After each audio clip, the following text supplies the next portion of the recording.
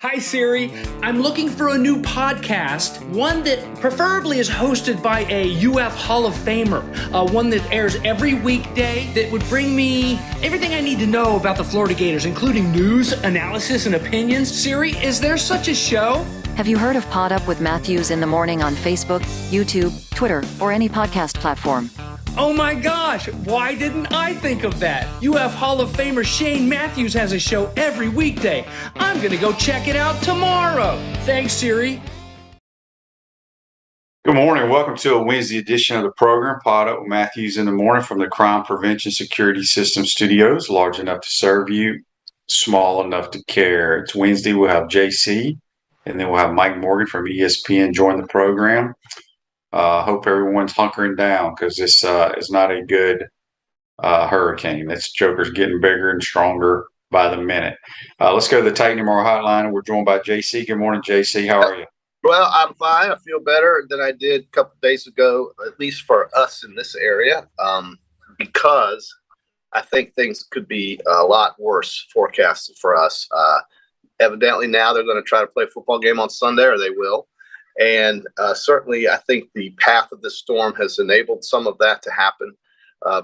Going east, where it's going to hit, is certainly much different than if it were to hit our area and the Big Bend of Florida, Cedar Key, and so forth, and the damage would be a lot worse. So we're fortunate in that regard, but we certainly have our thoughts and prayers for those folks in Southwest Florida, specifically south of Tampa, Sarasota, Bradenton, and Fort Myers. All of our listeners, of course, we have Port Charlotte. Peachland Dental is down in that area. So, our thoughts have to be with them because a Category 4 hitting. This dude's a Category 5. Well, whatever it is, 4 or 5. 157 miles an hour, which is a Category 5. So we'll call it that. Whatever it is, it's going to absolutely devastate areas in that part of the state. And it's going to be a long slog because of how slow it's moving. That is part of why we've been spared, frankly, because of the wind shear that is pushing this storm south and making it go in through the southern part of the state as opposed to up here in the north where we are. And that makes it less of an impact for us and much more so for them. So we're fortunate here, but certainly this is the time of year that we always have to hunker down and think about this stuff. Yeah, it's not going to be good. So, if you missed it, the Gators will play Eastern Washington noon on Sunday in the Swamp. You'll either have to go to the game or you have to stream it on the SEC Network Plus. So we'll see. I assume we're still playing. I mean, well, I don't think the path was the same as it is now as it was yesterday when they made this decision. Right. And I think that's true. And on Monday when I was on, it was looking very bad for us up here as a point of entry past, north past Tampa. And there was no way that team was going to be able to get here on Thursday or Friday or maybe even Saturday. And so the problem with this is how slow moving it's going to be. And, QB, I remember one year, of course, we canceled a game with LSU because of a potential storm. And then on the Saturday they were going to play the game. It was 80 degrees, clear and sunny. So it shows, I guess, the unpredictability of all this. But 2 days ago, we were looking at something coming much more impactful to our area than it would have been otherwise for those folks down in the Sarasota, Bradenton, and Fort Myers area. Yeah, they're going to get just destroyed. It's going to be awful. If you have property in Captiva Island, you won't in about 2 days. So, it's terrible. So we have our Peachland Dental. Yeah, let's go ahead and do our Peachland Dentistry, Gator Nation's #1 choice for dentistry in Port Charlotte surrounding areas. Visit them at peachlanddental.com. We have some games that are be on Thursday. I don't even know who they are, JC. They're trashy games on Thursday. There's really only one game, and I looked at this QB going forward. The games on Thursday night include the South Carolina State, South Carolina, and then Utah State and BYU. Neither game is attractive to me for us to waste time trying to handicap. But there will be some games on Friday. And if you want to talk about there's an NFL game tomorrow night. Okay, there is an NFL game tomorrow night. That is true. I was just thinking college. We do have a good game tomorrow night, actually. You're right. Cincinnati, which got their first win at New York Sunday, will be playing the Miami Dolphins and the health of Tua Tagovailoa, always a question mark. Certainly will be up in the air. They are a 4-point underdog to Cincinnati in Cincinnati tomorrow night on Amazon Prime.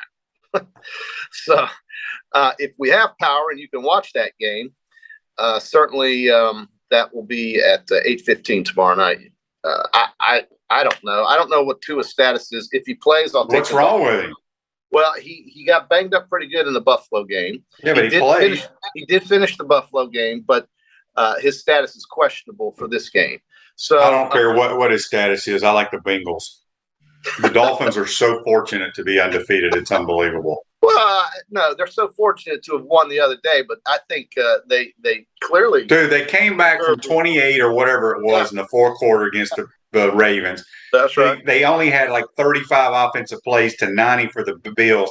They've been lucky, man. I don't care what you say. Lucky. They found ways to win, but they've been very fortunate. Okay, well, they're 3-0, and yeah, they're only catching 4 here. I do agree with you. I think Cincinnati really kind of found their stride against the Jets. I'll agree with that pick and take the Bengals. You, by the way, are about your record last weekend kind of declined with the weather. You went 6. Let's see. You are a spectacular 23-32-1, and I'm 28-27-1, hovering around 500. So you need to pick up some wins this weekend. I guess we'll do the rest of it on Friday, provided. Well, yeah, that's what we always do. Well, provided our area can function. Well, if we don't have power, we don't have power. Rick says on Facebook Live, brought to you by Mellon Law. At 7:30 a.m., Ian's storm surge for Lee County, which I assume is down in Naples area, Fort Myers, was up to 12 to 16 feet. I mean, think about that. It's unimaginable. It's worse than Katrina, frankly. So that is what we're talking about is devastation on that coast, and I just really I feel terrible for them, but I'm grateful that it's not Cedar Key and it's not Perry. And the area is closer to us, because if it were and things were coming east from that entry point, we here in Gainesville would have had more problems. True. Andy says they're investigating Tua's injury, debating if concussion protocol was followed. I did see that. Yeah, I don't know how they let him back in the game, quite honestly. So I don't know if there's a fine or what they're going to do, but I think the Dolphins will have to pay for that. Because in today's world, you can't be staggering around and fall down and go back in the game. Yeah, and QB, honest to God, the hit that he took that preceded him walking off the field was nothing more than being pushed. No, his head hit the ground. I know, as he fell back like this. That's where all the quarterback concussions come from, is when your head hits the ground.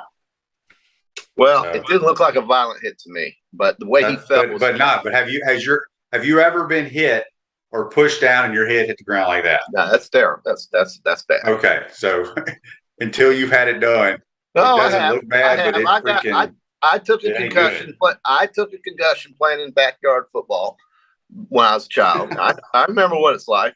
I whited out. I mean, everything went zap. Yeah, it's horrible. It's the only one I've ever had, though, QB. Okay. Well, Gator basketball started yesterday. The big news out of there is not really. Colin Castle's making threes, and I'm gonna tell you something right now. Though I did see some clips of their practice. They're gonna be jacking up threes, folks. Yeah. There's gonna be people calling this show. We got to go inside more. We got to do this, and they're gonna run and gun and jack threes. So get ready. Get ready. QB, what do you think of the SEC slate this weekend? I haven't even looked at it.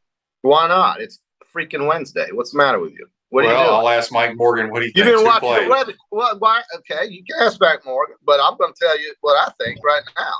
And I mean, what, you been sitting around watching the Weather Channel all day, all week? I don't know what I've been doing, but I haven't been studying who's playing football. Okay, because I mean, it is Wednesday, right? We don't really care about Saturday yet. But I'm going to tell you right now, we've got some really good ones, and I think that, the Texas A&M Mississippi State game and the Alabama Arkansas game will be the two that I probably watch closely. Well, I'm going to tell you right now, Alabama is going to destroy Arkansas.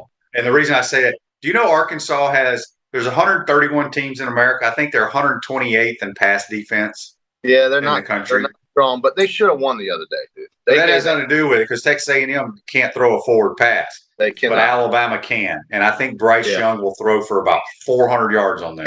And then he'll lead to the lead in the Heisman voting polls. And then you've got Texas A&M and Mississippi State. That's another L for A&M against those guys. I'm here to tell you. It should be, but I mean, I love Mike Leach, but he sometimes does dumb stuff that costs his team games. I do. Like on 4th and 1. I agree. Why they can't bring in a receiver to play tight end just to cut off the edge so guys just don't have a deadline run to the running back. It's just so obvious. Why is it so difficult for them to convert 4th and short? This has been a pattern with him since he's been there, dude. 2 years ago when they played Arkansas, or last year I guess it was when they played Arkansas at home, or maybe it was 2 years ago. Anyway, they couldn't convert 3 or 4 fourth downs inside the other team's territory with less than 1 yard, 2 yards to go, and I couldn't understand. Shotgun, throw a slant, ball gets knocked down, and next thing you know, they lose football. It's like a fumble. Yeah, Andy says, or Joseph says, our coach is all about analytics and stats. Would say he's due to make one. I was talking about Castleton going over. Yeah, they said he knocked down a bunch yesterday. I don't want to see him. I want to see him stretch the floor, but I could care less if he shoots him. I'd rather somebody else shoot him. So anyway, there's that. I will tell you this. You can tell everybody is busy preparing for the hurricane regardless of where they live, because we usually get about 30 texts a day. We've yet to get one text because everybody's concerned. By the way, my background today is the Gulf of Mexico from yesterday. My son was out fishing. I don't know if he was fishing or duck hunting, quite honestly. But this is a picture he took and sent to me, and I was like, you know what? That's pretty cool. I think I'm going to put it under my background. That is cool. That is very cool. Here's a good one, QB. Wake Forest to Florida State. I think Wake's going to win that game. And it's because of their offense? Their quarterback is so good. Yeah, he is. But, they did shred Clemson. I was impressed by that. I didn't see that coming. I did not see them scoring over 40 points on Clemson. But they did. And they came back from being behind. That was impressive. I'll tell you another good game, QB, is Pac-12 has Oregon State and Utah. That'll be a good game, and certainly one to keep an eye on. Oklahoma State and Baylor is a good game. We got a bunch of Michigan and Iowa, QB. Do you think they'll score 20 points in that game? Michigan and Iowa. I was doing my podcast yesterday with Coach Curry, and we brought up this game. I was like, this is a good one that you're laying on the couch. You take a nap, brother. Jeez. Tell me why Brian Ferentz has such a hard time getting 10 yards with this team. Why is it so difficult? Well, his quarterback stinks, first of all. Why do they play him? They really don't know how to throw the football unless they throw it to a tight end. It's Spencer Petras, second straight year the guy started, QB. Are you telling me they can't find somebody in the Midwestern part of the country that can spin? I don't know. Maybe he needs to go to some coaching clinics or something, because holy cow, they suck on offense. It's unbelievable how bad it is. And what's crazy is they had two wide receivers transfer. Yeah. I can't remember where one of the kids went, but he's having a decent year. But one of them went to Purdue, and he's catching a ton of balls. Yeah. Yes, I do know that. He just never had the ball thrown to him. It's true. They did. They have lost Iowa. A lot of players. You're right about them losing players in the transfer portal. It has hurt them on the personnel side. Here's a good game: Washington and UCLA. You talk about a team that has revived itself. Is that team in Washington and Seattle with Penix? They got a transfer quarterback that's played at a high level. Yeah, I mean, this is really, in the past when you played, it took 3-4 years to rebuild your team and your roster. It doesn't take that now. It just doesn't. You can go from 2-10 to 4-0 just like that in 1 year. It's amazing how Washington and how Kansas and how even Kansas State, with just simple transfers at the quarterback position and maybe one guy or two guys that can carry the football, can change the entire complexion of a football team, QB. It's amazing. to me. Yeah. John says on Facebook Live, brought to you by Mellon Law, I agree. I'm picking Wake for the upset. FSU has yet to play a team with an actual QB that can throw it like the Wake's QB. I was thinking about this the other day. Florida, if you look at their remaining opponents, and I'm looking at it because we struggle defensively, whether it's through the air or people lining up, putting their hand on the ground and say, we're going to run it right down your throat. Yeah. But if you look at the quarterbacks that we have to face from this point on, the best one is, he's a really good player, Stetson Bennett. Sure. Absolutely. Max Johnson does not scare me. No. Jordan Travis is a good player, but he does not scare me. Vandy, whoever they throw out there, don't scare you. Missouri, none of those dudes. So, yeah, and I'm sure I'm leaving somebody out. Well, you're leaving South Carolina. They're not very good. You're leaving out Jaden Daniel. So my point is, Daniels for LSU. It is so hard, and I preach about this on a daily basis. It is so hard to win. Yeah. If your quarterback does not play well. It's damn near at any level. At any level. True. Listen, it's damn near possible. LSU's got Jaden Daniels. They're so happy about him. Guys hasn't. He was awful against FSU. He was awful against Mississippi State. Took a lot of lucky breaks for them to win that game, and Mississippi State helped them with that. But Jaden Daniels, if you watch that game against Mississippi State, was horrible. He was awful. He was missing guys. He wasn't making the right reads. He couldn't progress past the second read, if that's even a thing anymore, with some of these guys. And QB, it was just hard to watch. So, yeah, LSU goes to Auburn this week. They'll probably win because Auburn's quarterback is worse than something I could perform with. I could play quarterback for Auburn. I'd love to see you running out of the tunnel for the Auburn Tigers. Let me tell you. I tell you, I love their uniforms. I do love their uniforms. But man, they're terrible. How does Brian Harsin go for it on fourth and giving Missouri the ball back at midfield, and Missouri, the kicker, misses an extra point, essentially what was an extra point. And Brian Harsin wouldn't have made it to the parking lot after that game. No. If they looked. And they should have lost. We all know they should have lost. They had 3 opportunities to lose that game and avoided it. For some reason, weird, spooky, mysterious stuff happens in Auburn. And I can't explain how it does, but it happened against Georgia. It happened against Alabama. Their history of pulling games out of their you-know-what is unrivaled and unmatched in college football. And that game against Missouri, they had no business winning. 0-0. Andy says on Facebook Live, Wake Forest has an odd RPO look. They look like they're in slow motion. The QB passes about 1 yard from the line of scrimmage. Yeah, it is. I really would like to sit down with Dave Clawson and figure out where he came up with that, because nobody else does it. His mesh point is like they ride that back all the way up to, like you said, almost to the line of scrimmage. And sometimes he pulls it and bam, throws it right in there. So it is very, very strange to me. Joseph says FSU is going to be way too fast for Wake. I have a hard time believing FSU is faster than Clemson.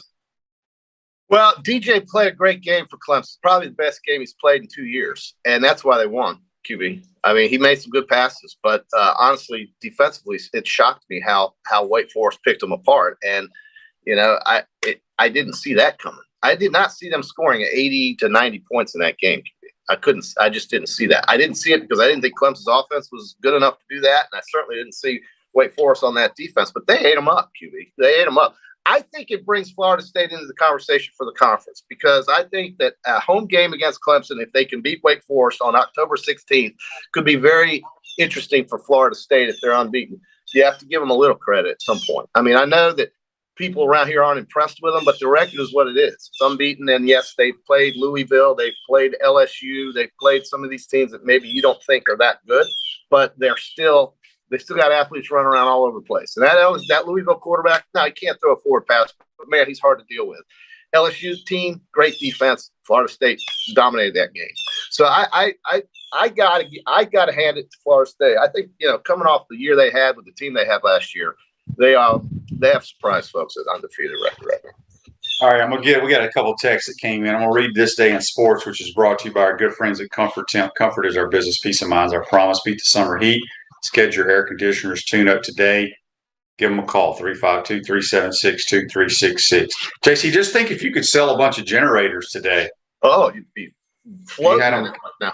Yeah. So this day in sports in 1990. Real quick, one guy at Lowe's yesterday was having an argument with the poor minimum wage paid employee who was sitting there just simply restating a policy because the guy wanted to buy 3 generators. And the employee said, no, dude, you can only have 1 generator because we've got other customers that need a generator. This guy wanted 3 of them. You're talking about selfish. Very selfish. Well, maybe those 3 were for 3 different people. It could have been for him and his mom or some, who knows. Yeah. 1996, Troy Davis. Remember him at Iowa State? Yes, I do. He ran for 378 yards, the 3rd highest in a college football game. Who did he? It doesn't tell me who he ran it against, but I wonder what the most yards. Yeah, I mean, what kind of in this day in sports they tell you ran for 370 yards, but they don't tell me who you ran it against. But anyway, that's a lot of yards. You can Google it. I guarantee you can Google it, QE. Just pull up the date. I mean, yeah, I really don't care. I just saw that, so somebody else can Google it. Well, thank God Comfort Temp bought that spot. Okay. So Alan says, Alan sends me a tweet, and he just says, "This is Alan in Atlanta," with nothing else. Cool, Alan. All right. So we're glad you're listening, Alan. Thanks for watching. But you didn't send me a text. You just sent me, "This is Alan in Atlanta." This is. Hey, I'm gonna send you a text. This is Aquaman from Fort Myers. I mean, I don't. Yeah, it's so JC. What's the latest on the Bucks and the Chiefs? They're supposed to play Sunday night in Tampa. There's no way that happens, right? Well, it just depends on the damage. I can't see it though. I mean, the storm surge. But again, it's not about what people forget. It's not about what's going on at the ballpark. Right. It's can you play a football game? It's more about the EMS people, the security, and those type of things than it is about actual playing a game there. So I just don't know how in Tampa they're probably going to have to move that somewhere else. Yeah, I mean, why not just play it in Kansas City? I mean, just give them the gate. Who cares? It's NFL. Listen, Mike Evans will be back. I don't know about Godwin. The guy is chronically hurt. He's chronically hurt. It used to be Leonard Fournette was chronically hurt, but Mike Evans will play. Gage and Perriman are just mediocre type guys with Brady. Once they get their full complement of guys that are healthy, then I think Tampa's a real deal threat. But man, it's got to be. I don't. Well, they won a Super Bowl with them. They're just too old, man. I mean, if you watch them play all this year, they ain't the same team. They could. They're 2-1 right now, I think. Or what's their record? It's all defense. They're 2-1 with all defense. All because of their defense, but because of their defense. I think the Chiefs will shred them. No problem. Andy says Troy Davis ran wild on the Missouri Tigers. Okay. Sounds about right. Yeah. A Big 8 game, Big 12, whatever. All right, JC, before we let you go, let's talk a little baseball. I don't know if Aaron Judge is going to break this record. It seems like every time he goes up there, he's pressing. And I think it's because of the pressure of trying to get that record. QB, I wouldn't disagree with you, but how many games left? I'm going to tell you 1, 2, 3, 4, 5, 6, 7, 8. So he's got 8 games left now. I did see old Roger's up in Toronto, and I meant to text Roger to find out if he's having to fit the bill or the Yankees taking care of his travel arrangement. You're worried about that, aren't you? Well, I know how Roger is. I guarantee you the Yankees are paying for it. Yeah, I know how Roger is too. Good point there, QB. Very good. Baltimore and the Texas Rangers. Now, the Rangers, those are 4 games at Globe Lot. That place balls fly out of there. A fly ball ends up in the 3rd row in the outfield. So it could happen in Texas. They do get the Orioles at home after today's game with Toronto. I'm going to say he ties it. I don't know if he breaks it, but if he ends at 61, that would be some irony right there. Yeah. Alan did text back on the Titanamar text line. He said, "My bad. Remember Max Johnson threw the ball all over us at LSU? His daddy's a semi. He's got a chip for the Gators." He does, but I mean, he's played well against the Gators, but they're not. They ain't gonna come in here and they ain't gonna look like Johnny Manziel and the crew when we roll into College No, Station. no, and let's remember those LSU receivers that he was thrown to, probably a little bit better than what he's got in A&M right now. A&M's offense is so plain and boring that I don't know if it's Jimbo or if it's the personnel he's got. I can't tell you, but it's awful. It's really bad, dude. It's bad. Brad says on Facebook Live, I'm a first responder working during the storm. If me and the boys could get a shout out, that would make our day. Brad. Well, Brad, we appreciate everything you're doing. Y'all be safe and God bless. Yeah. Good. It's a tough deal, man. Tough gig. And Florida's right in the middle of it all. But thank you for doing what you do, Brad. And tell the guys thanks for watching, and certainly thank you for working hard and helping us all stay safe. Yeah. And Ellis asked about the game this weekend. It's going to be on the SEC Network Plus. So however you get that, it's going to be on the Plus. So, all right, JC, we got to take a timeout, pay some bills, and then get to Mike Morgan, get his thoughts on what he's seen around college football. We'll talk to you on Friday if we have power. Okay, sounds good. That's JC. Join us on the Titan MR Hotline. We're going to take a timeout, come back. We're joined by Mike Morgan from ESPN. You're watching and listening to Pod Up with Matthews in the Morning. We want to take this moment to thank all our sponsors who keep the show going and pay the bills. Our premium sponsors are Crime Prevention Security Systems, large enough to serve you, small enough to care. Titan MRI, Gainesville's only locally owned and operated MRI facility. Meldon Law, the only official law firm partner of the Florida Gators. Peachland Dental, Gator Nation's first choice for dentistry in Port Charlotte. Comfort Temp, comfort is our business, peace of mind is our promise. QC Kinetics, live pain-free with QC Kinetics. Our gridiron sponsors are Auto ER, UF Bookstores, Celebration Point Town Center, Chris Doring Mortgage, Silverback Concrete Co., Ruse Ogra State Farm Insurance, Doreen Wiebe Realtor Caldwell Banker MM Parish. Our touchdown sponsors are Campus USA Credit Union, Adams Rib Company, Gator Dominoes, Celebrate Primary Care, Gator Bait Media, Okido America, Style Cuts, Ironwood Golf Course, Big Mills Cheesesteaks, MB Listing, McDonald's of Gainesville, 84 Lumber, Tropical Smoothie Cafe, Avra and Smith, Dowling Signs, Baker's Sporting Goods, Silver Cube Billiards and Sports Bar. If you are interested in promoting your business on the show, visit podupwithshane.com and click the advertise button. Again, thank you to all the great businesses that support the show. If you like what we are doing here, make sure you follow us and support the businesses that support us. Welcome back to the Crime Prevention Security System Studios, large enough to serve you, small enough to care. Celebration Points where the Gators go to celebrate. With premium brands like Escape Apology, F45 Training, Regal Cinemas, Dave & Buster's, Nike, Prime and Pearl, and the HBC's restaurant Spurrier's Gridiron Grill now selling Head Beer Coach American Lager in 16-ounce cans at Spurrier's, Visors, and Ben Hill Griffin Stadium. We'll see you at Celebration Point where the Gators go to celebrate. Going to head to the Titan MR Hotline now. We're joined by ESPN's and SEC Network commentator Mike Morgan. Good morning, Mike. How are you, my man? I'm doing well, Shane. Hope everybody is doing okay there. I've got a lot of friends and family on both coasts, east and west, and there have been a lot of phone calls this morning just figuring out what everybody's doing and where everybody's at. So thoughts and prayers out there to everybody in the great state of Florida. Yeah, it's actually looks like it's going to be a worse hurricane than we all anticipated, but we can only hope for the best. Yeah, we'll see. It's not good. Mike, let's go ahead and talk about some good stuff, college football. Another good, exciting weekend. Let me first, you were on the call for Coastal at Georgia State the other night on a Friday night, and then you called a Chiefs game. Because I want to get to the Miami Hurricanes. They lose to Middle Tennessee State. Very embarrassing loss. Right. And is Middle Tennessee in the Sun Belt? Middle Tennessee, let me double check this because I had all my Sun Belt knowledge squared away on our I didn't mean game to put Thursday you on the night. spot. I didn't mean to put you on the spot. No. Actually, I take pride in this. I believe they're still in Conference USA, and right. the Sun Belt.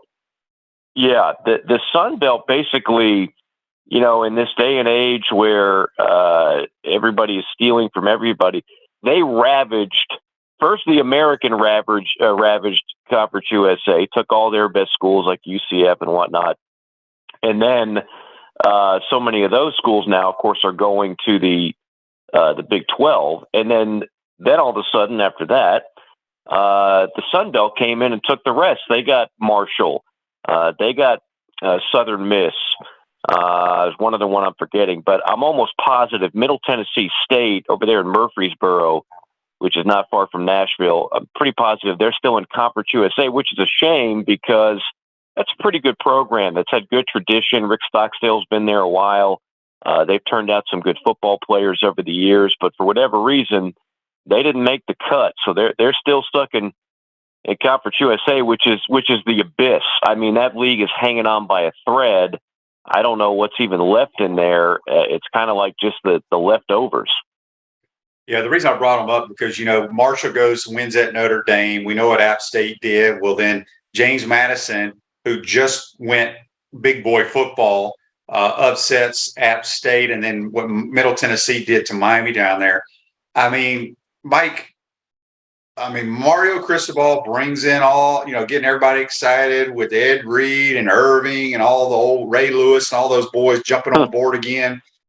But you cannot lose. And then the comments from their players and their quarterback about nobody showing up for their games, they got some issues in Miami. Well, nobody's been showing up for their games for a long, long time. Like, this is nothing new. Look, I'm sure you've got some Miami fans that listen in.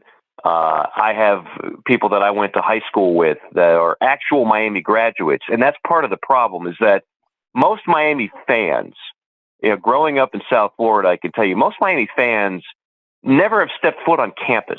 Okay. So they don't, it's not the same connection. Like their connection with the University of Miami is like your average NFL fan. So you're not really a part of, you're a fan of them. Well, let's be honest. Most Miami fans are fans that go back to when they were the U and they were winning championships and they jumped on the bandwagon, and that's okay. You're allowed. There's no law that says you can't do that. But those are the same type of fans that if they have to drive an hour for a home game, they're not going to do it. SEC fans, one of their favorite things to do is to take a road trip and tailgate. That's not the way Miami fans are wired. So that stadium is embarrassingly empty all the time.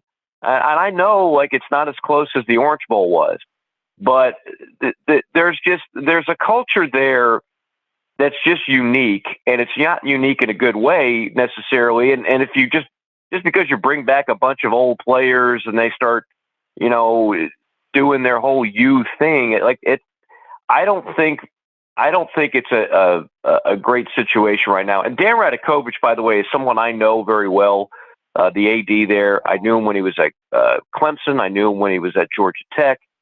He's got a heck of a job in front of him because there's stuff there that needs to be fixed. That it's a cultural thing. It's not just the guys on the field. They keep hiring and firing coaches, and you're not going to do much better than Mario Cristobal. So clearly, there's stuff that goes above and beyond all that. Yeah, it's a bad situation. Andy has a question here for you, Mike, on the brought to you by Meldon Law. It says, Mike, with his ties to Atlanta, what are the chances that Deion is considered for the Georgia Tech job, and could he succeed there? Let me tell you, there's no way. Right now, they don't have an AD. Let's get that straight. They're going to go through their third or fourth athletic director of the last decade. It's been a mess over there. When I first moved to Atlanta back in 2010, I really thought, wow, this will be neat. Not only am I in the mecca of SEC football, Atlanta. I mean, there's a huge Gator fan contingent. Obviously, Georgia, Tennessee, Auburn, bunch of Auburn graduates, Alabama. But you got Georgia Tech right there, too, and that's a proud ACC program. Well, what I learned quickly, if you listen to sports talk radio in Atlanta or if you just drive around town, there's no presence of Georgia Tech. It's not even in the top 6 or 7 subject lines.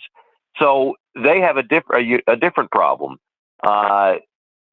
It's twofold. Number one, like I said, they are just on the verge of irrelevancy in their own market, and that's a problem. Number two, no matter who they hire, no matter who the new AD hires, they got to make a decision. Georgia Tech's academic requirements, it's real, like it's legit. They truly actually demand that their students take certain advanced math classes, actually act like the part of the student body, which, as we all know, it's an engineering school. And a lot of kids don't want to go through that. And they don't have to go through that anywhere else they go in Power 5 football. So they choose not to go. So recruiting has been an issue. It's not just all the coaches.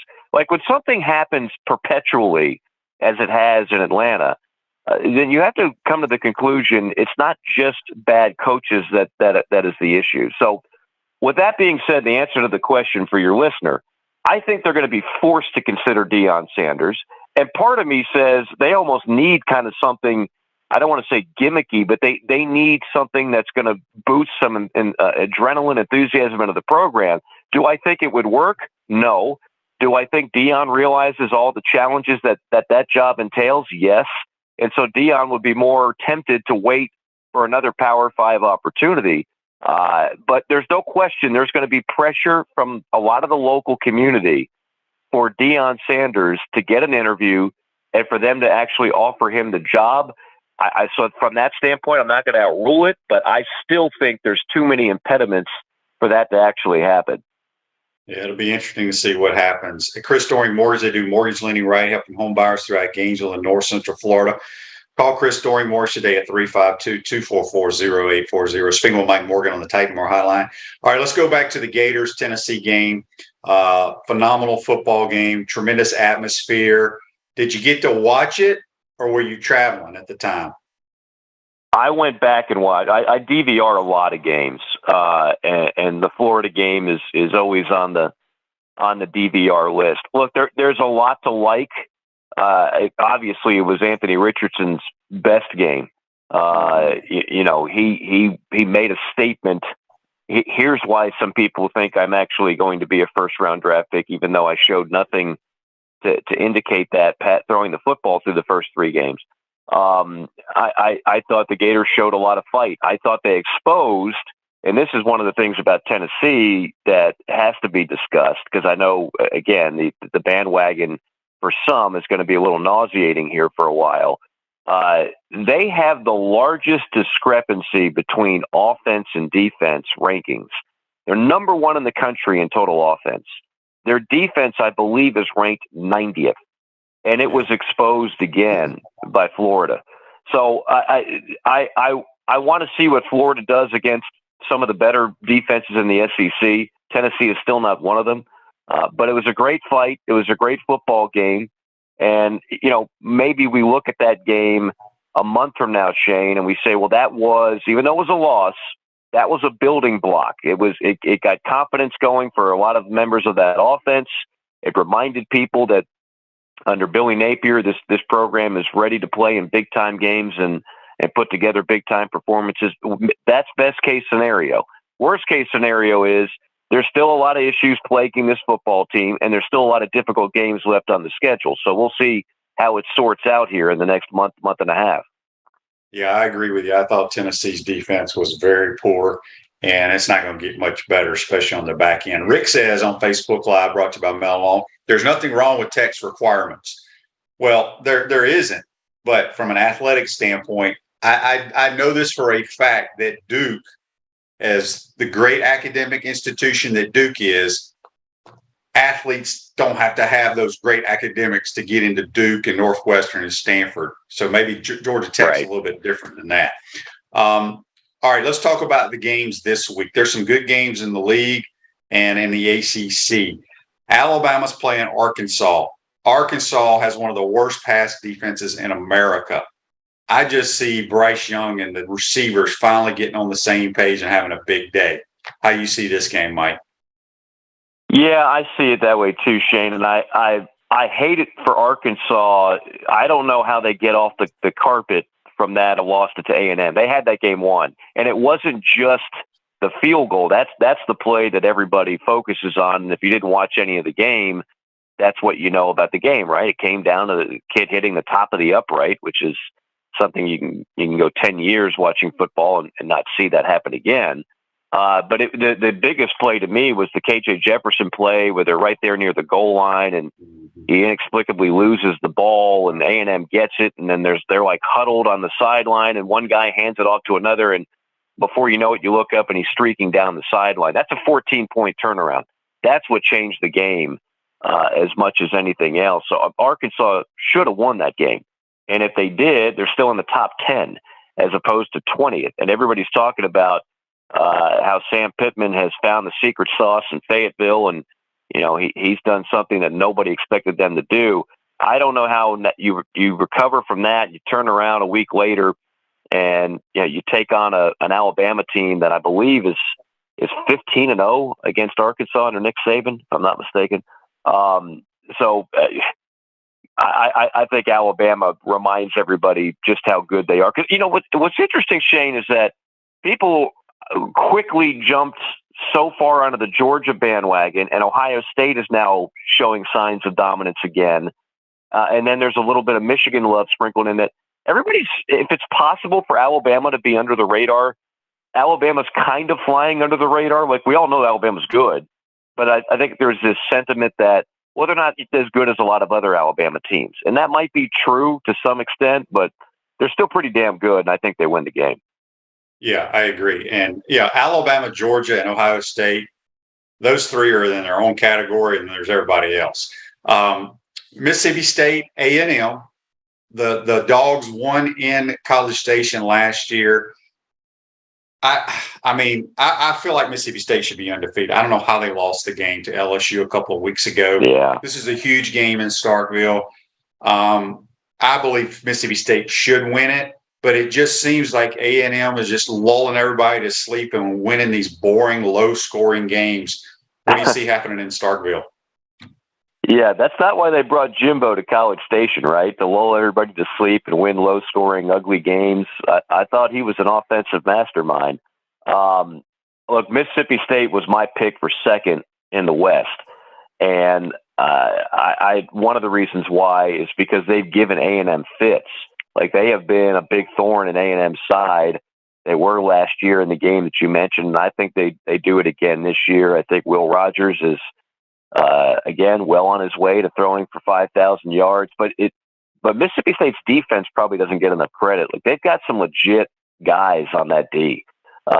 They actually now defend, and it's not always easy. Not unlike when you played, Shane, during a time where those offenses, your offenses, and later Danny's and everybody else would score so quickly that it puts your defense back on the field. So maybe statistically, sometimes the defense is not going to be as highly rated as it should be, but they can play D now. They're out there a lot because the State scores so quickly on so many of their drives. But I think it's a pretty balanced team, and I still think it's the second best team in the West. So I think they win the game. The most intriguing game in the league to me is Kentucky going to Oxford to face the Ole Miss Rebels. Both teams are 4-0. Kentucky is in the top 10 as well as Tennessee, and it's just hard for me, having watched both of those teams. They don't look like top 10 teams to me. Now, you put Kentucky's defense and Tennessee's offense and combine them as one team, you may have a top 10 team.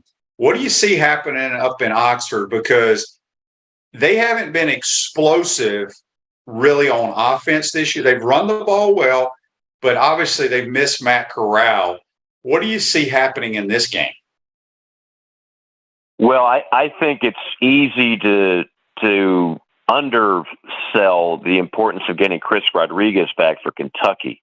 And I know people love saying the name Cavassier Smoke, and every now and then he'll put together a good play, but he ain't Chris Rodriguez.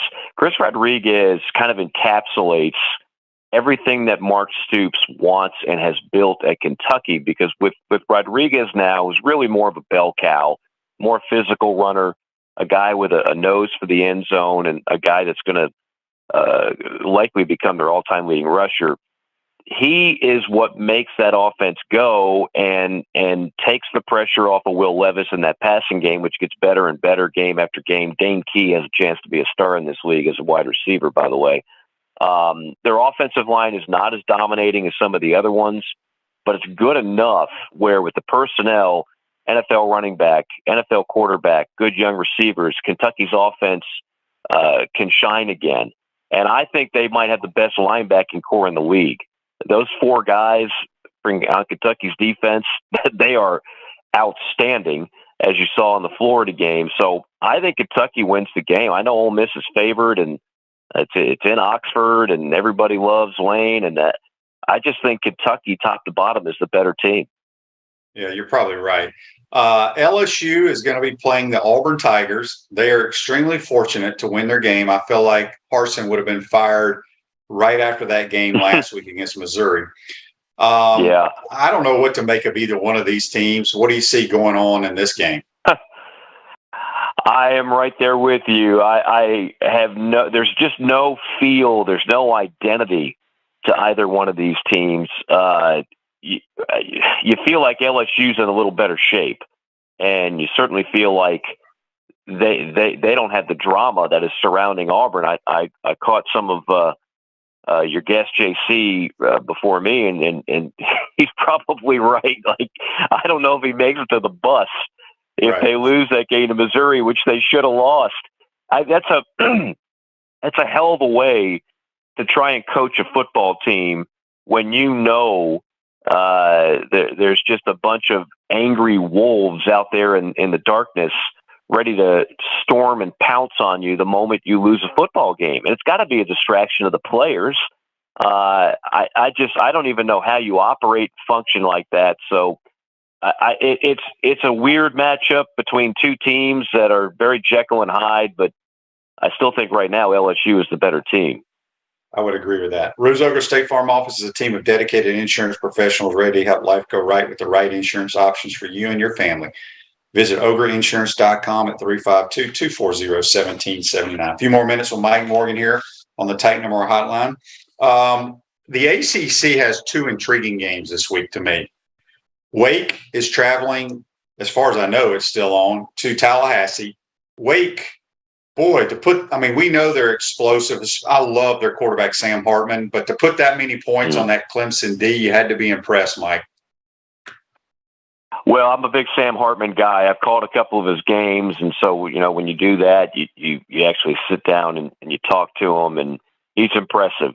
Coach Clawson, what he's done, and that offense and that ultra dragged out mesh point deal that they do, it still gives people all kinds of problems. Yeah, it's I wonder, quite frankly, why more teams don't do that since it's so effective.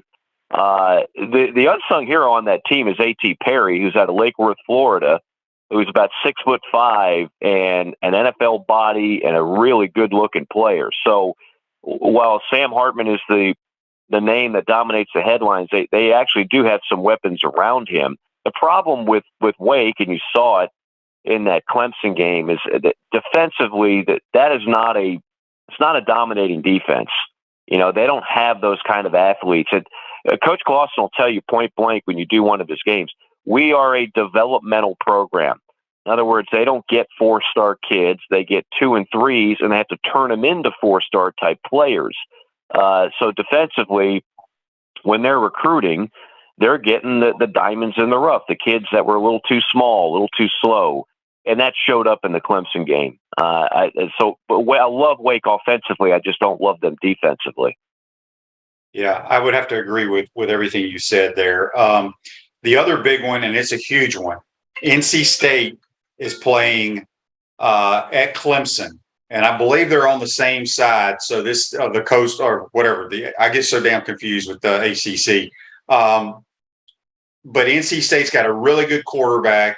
I have a feeling the Wolfpack's going to win this game. I just have a hunch. I could be totally wrong though.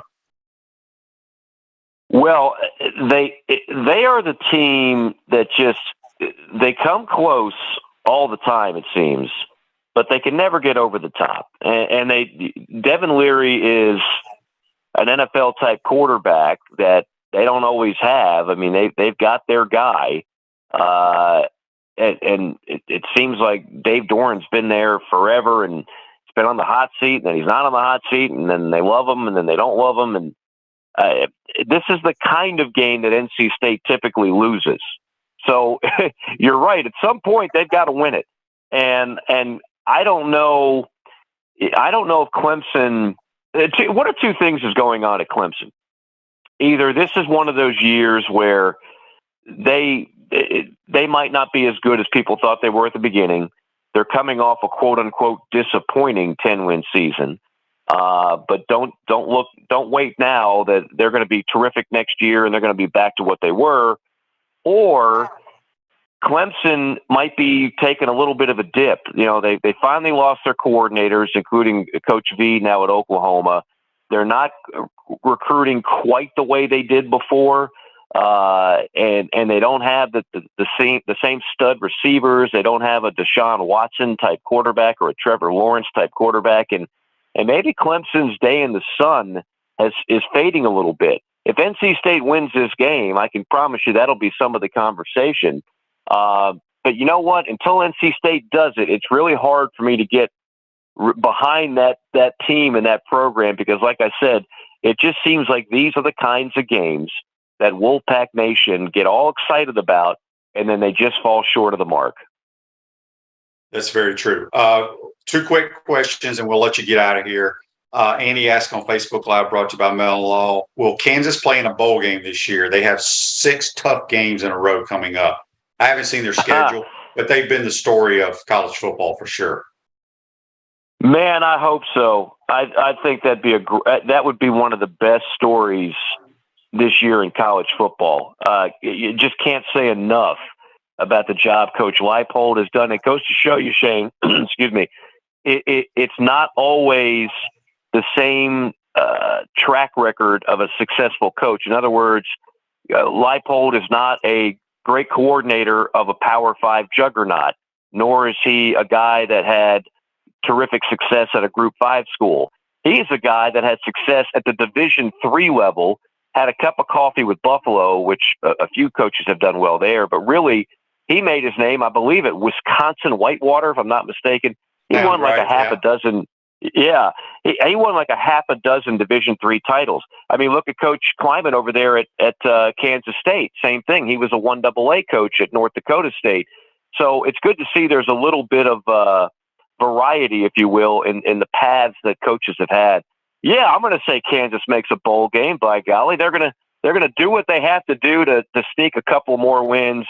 And what a story it would have been, because to say they were the doormat of FBS might be putting it lightly.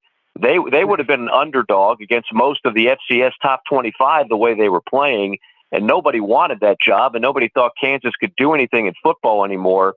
That's a terrific story. It really is. Okay, last question. As of today, your top 3 Heisman on your ballot. I mean, not a ton has changed, right? I think you and I talked last week. I think Stetson Bennett certainly has entered that conversation. Alabama is about to have some show-me games, as we talked about. And then when they do, Bryce Young typically shines. So he's going to be up there, and C.J. Stroud of Ohio State is going to be up there. So, I mean, I know that's kind of predictable. I know that's a rather generic list, but what do you want? Like, there's not like some guy right now that's a complete dark horse that nobody's talking about. Well, I think What about Hendon Hooker? Oh, well, yeah, absolutely. Look, if Tennessee keeps winning, absolutely. Yeah. If Tennessee winds up, if they somehow knock off Georgia and Hooker just balls and they go to Atlanta, there's no question Hendon Hooker should be and would be on everybody's list, and then it could likely come down to how he does in the SEC championship game. So, yeah, I mean, if we're going to extend it to maybe top 5 guys, yeah, I think Hendon Hooker is what you want to see Anthony Richardson ultimately become, is a guy that can not only do it with his legs, but he's a very quality downfield passer, son of a quarterback. He looks and plays the part. But yeah, I think Hendon Hooker made a lot of noise this past weekend. Yeah, just sticking with that real quick, and we'll let you go here because we're running out of time. But you talked about he needs to beat Georgia and go to the SEC. But what if he loses to Georgia, but still puts up these incredible numbers, Mike? I mean, does he have to be on one of these championship type teams? Because I think he's at 45. I think he's thrown 45 or 46 touchdowns. It's still only 2 interceptions. I mean, it is remarkable what he's doing. Yeah, no, it is. Look, I was one of the people that voted for Johnny Manziel, and Johnny Manziel didn't play in the SEC championship game. You don't have to go there. But in a year of loaded quarterbacks, see, Johnny Manziel, I mean, not only was he terrific and set a lot of records, but it was also, if you go back and look at it, I don't think it was a banner year for top-notch quarterbacks on top-notch teams. And so he became the rather easy choice. This year, take a look at all the great quarterbacks in the SEC, and we can pick apart statistics, and he's going to have really good ones, particularly in that offense. But I think sometimes the tiebreaker for voters like me is, okay, well, what did their team do in the biggest games? So, yeah, if he balls out and they lose by a field goal and he outplays Stetson Bennett, absolutely he could still win the award, should be able to still win the award. You don't have to be on a 10-win team to win it, but it definitely helps. Yep, no doubt about it. Mike, great stuff as always, buddy. We'll talk to you next week. Hey, enjoyed it. Stay safe, everybody. Take care. That's Mike Morgan. Join us on the Titan Tomorrow Hotline. That's going to wrap up today's program. Be safe out there, folks. We're going to try to have a show the next couple of days, depending on power and all that stuff. So thoughts and prayers for everybody here in the state of Florida. Be safe, folks. We'll see you tomorrow. Take care.